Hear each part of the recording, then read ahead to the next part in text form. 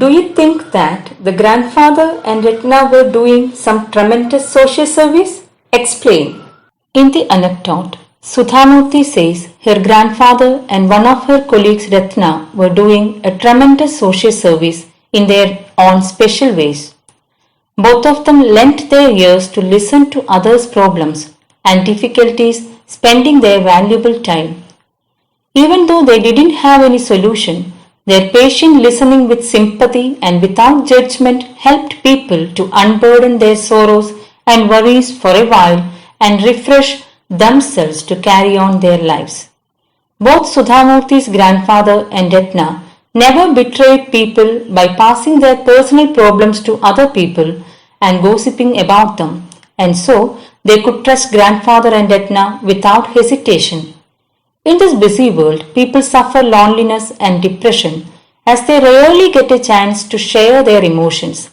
So, what Ratna and grandfather were doing is indeed a great social service. Can we relate grandfather and Ratna to a horegallu? Why? Horegallu is a stone bench that bears weight. People use horegallus to unburden their loads and rest for a while. Thus, unloading and resting may help them to refresh and carry their burden with ease. Horegallus are a relief for the travelers. In this life journey too, we have to carry a lot of burdens.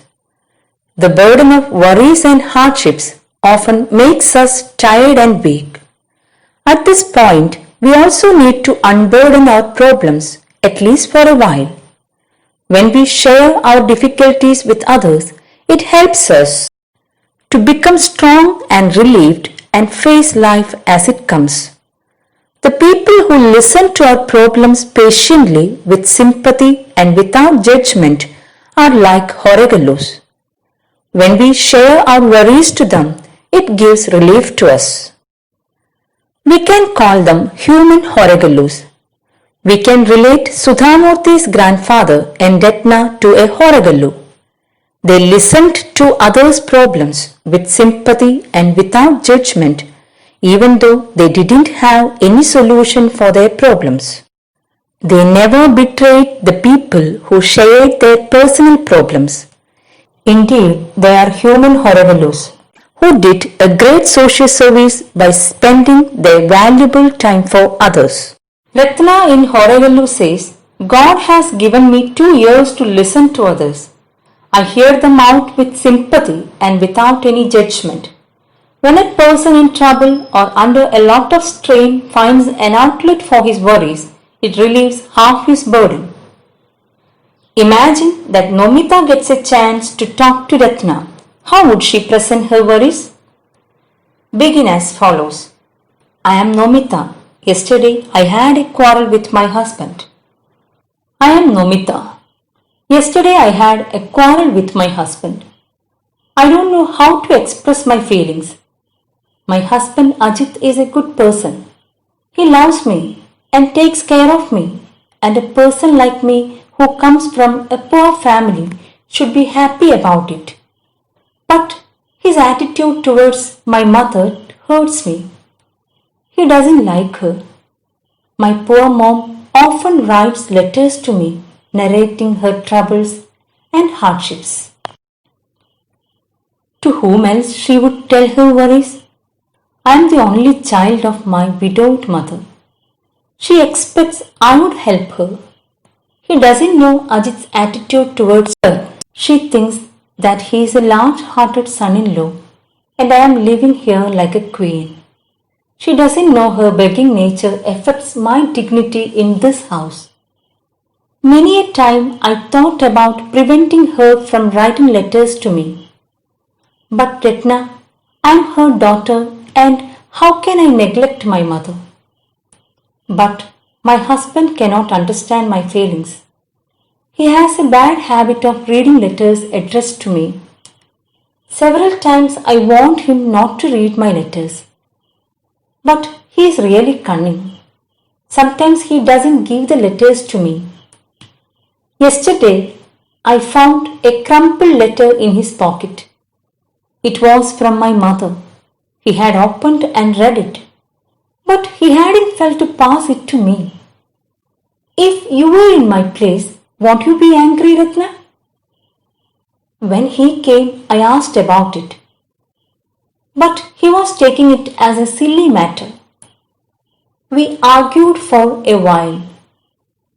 When he said he is doubtful that I have a lover, I lost my control and I called him a vulgar man. That made him angry and he started insulting my mother.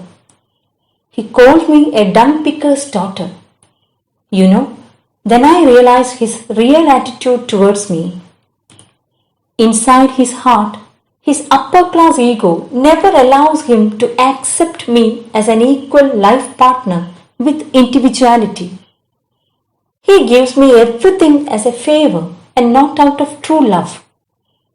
He shouted with piercing words and challenged me that I cannot do anything in his house.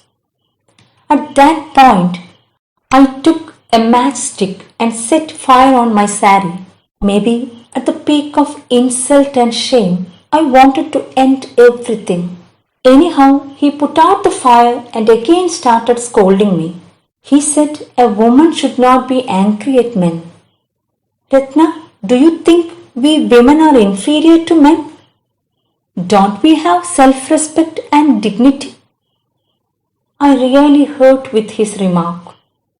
The quarrel ended there, but I am confused. The pain growing inside weakens me. I don't know what to do, Ratna. I wish to be a good wife of Ajit and a good daughter-in-law in that family. But I also wish to support my mother. I never revealed the true nature of Ajit to anybody, not even to my mother. But being a self-respected woman, I cannot neglect Ajit's insulting comments against my mother. Ratna, I am really in a dilemma. Qualities of a good listener. First point is attention. When a person approaches somebody, he expects the listener's keen attention. So, whenever you get a chance to listen to somebody, give your keen attention to that person. Second point is patience. The listener should not be in a hurry to end the session. The speaker must feel that the listener has enough time to hear his problems. Third point is showing interest. From the listener's body language, the speaker must feel that the listener is really interested in his problems.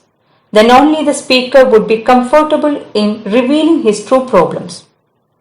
Proper facial expressions and body language are important. The listener's eye contact would convey that he is interested in the matter. Fourth point is sympathy and understanding. A good listener must listen with sympathy. One must understand the feelings of the speaker. Compassion is a good quality that a listener must have. Fifth quality of a good listener is his unprejudiced nature. When a person approaches us, don't get prejudiced about him. We might have formed an impression beforehand about the speaker, but that may be wrong. A good listener must listen with an open mind. The speaker should be allowed to justify his points and problems. Next point is being supportive and friendly. Never jump up to conclusion. Don't advise the speaker before he concludes his part.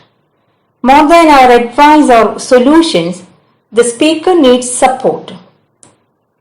We may ask follow-up questions to help the speaker to open up his heart.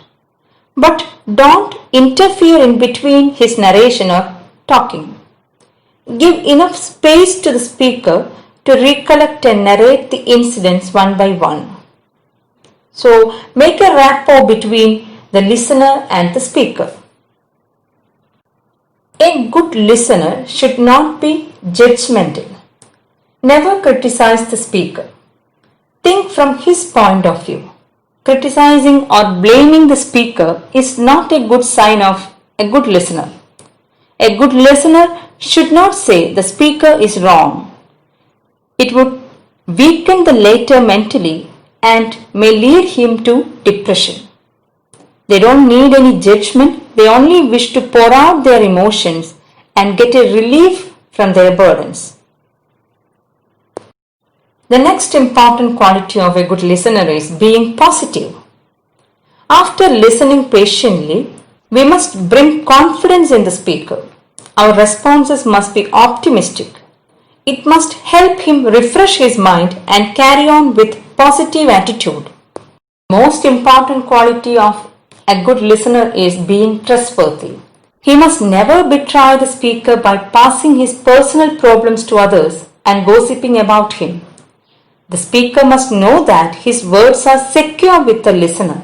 Then only he would have confidence to share his problems with the listener.